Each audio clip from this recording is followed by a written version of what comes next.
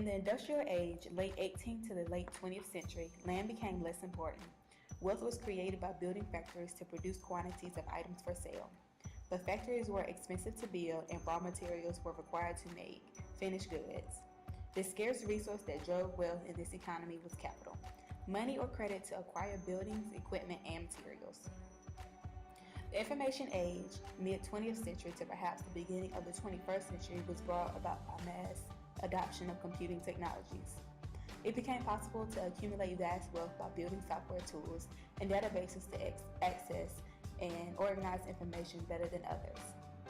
The scarce resource that drove this economy was information and the knowledge to use it effectively. James Gleick in How Google Dominates Us gives us a clue. What Google provides us is information, yes. If Google or anyone else wanted to change us for this information, we would want to pay is given ambiguity. We could find it elsewhere for free. Google is where we go for answers. People use to go elsewhere or more likely stagger along not knowing. Nowadays, you can't have a long dinner table argument. Who won the Oscars for the Neil Simon movie while she plays an actress? Who doesn't win an Oscar at any moment? Someone will pull out a pocket device in Google. The business of finding facts has been an important gear in the workings of human knowledge, and the technology has just been upgraded from rubber band to nuclear reactor. No wonder there's some confusion about Google's exact role in that, along with increasing fear about its power and its intentions. When I say Google possesses all the information, that's not the same as owning it, which what it means to own information is very much in flux.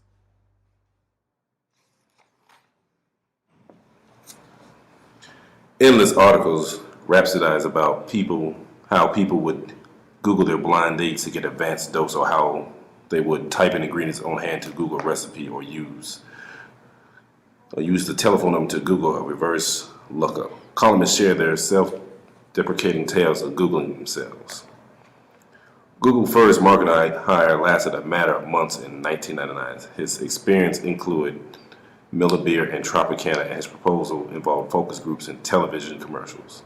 When Doug Edwards interviewed for a job as marketing manager later that year, he understood that the key word was viral.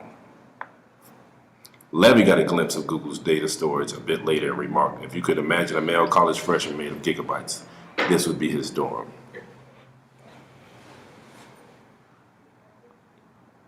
The server farm stockpiled the extra bits of information operates an array of staggering clever technology. This is Google's share of the cloud, the notional place where our data lives.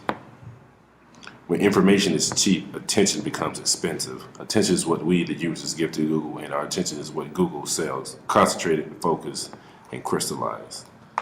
Google business is not search about advertising. More than 96% of its $29 billion in revenue last year came directly from advertising, and most of the rest came from advertising-related services.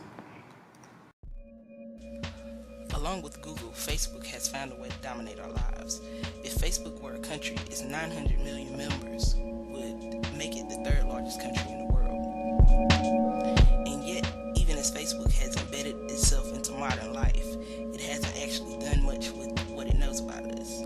Now that the company has gone public, the pressure to develop new sources of profit is likely to force it to do more with the hoard of information. Facebook has all this information because it has found ways to collect data as people socialize. Users fill out profiles with age, gender, and email addresses. Some people also give additional details such as their relationship status and mobile phone numbers. Although this is the first time the world has seen this scale and quality of data about human communication, it is hard to predict where it will go because the number of potential things that can be asked of Facebook